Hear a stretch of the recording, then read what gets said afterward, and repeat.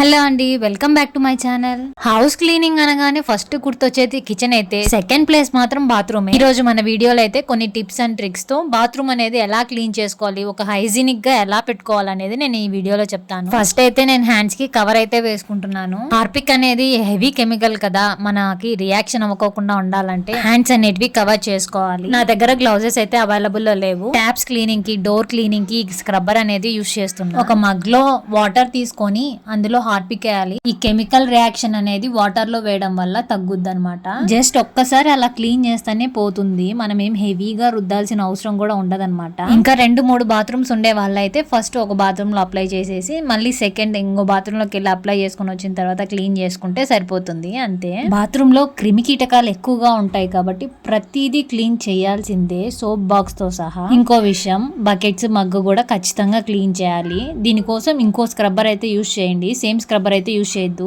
ఇప్పుడు wall tiles, floor tiles అయితే clean చేసుకోవడానికి టైల్స్ క్లీనింగ్ బ్రష్ అయితే తీసుకున్నాను. ఇదైతే నేను డిమార్ట్ లో కొన్నాను. హ్యాండిల్ అనేది పట్టుకోవడానికి కొంచెం ఈజీగా ఉంటది, అలాగే మురికి కూడా చాలా బాగా పోతుంది.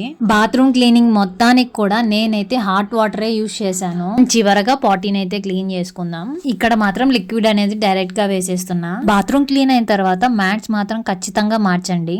బాత్రూమ్ ఎప్పుడు తడిగా ఉండకుండా చూసుకోండి. తడిగా ఉందంటే మాత్రం క్రిములు ఎక్కువ అవుతాయి.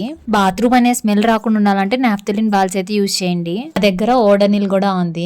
ఓడనిల్ అయితే నేను స్ప్రే చేస్తున్నాను. మీ దగ్గర ఏది ఉంటే అది మాత్రం పెట్టేసుకోండి. వీక్లీ వన్స్ డీప్ క్లీనింగ్ అనేది ఖచ్చితంగా చేయండి. ఇంట్లో పిల్లలు ఉంటారు కాబట్టి వాళ్ళకి అలర్జీస్ అందు రాకుండా ఉంటాయి. బ్యాక్టీరియా అందు ఎక్కువగా ఉంటాయి బాత్రూమ్ లో. ఇంకో విషయం, బాత్రూమ్ క్లీన్ చేసిన తర్వాత ఖచ్చితంగా హెడ్ బాత్ అయితే చేయండి. అలాగే వెళ్ళి వేరే పనులు అయితే అసలు చేయకండి. ఐ హోప్ మీకు ఈ వీడియో అయితే నచ్చింది అనుకుంటున్నా. నచ్చితే మాత్రం please like, share and subscribe.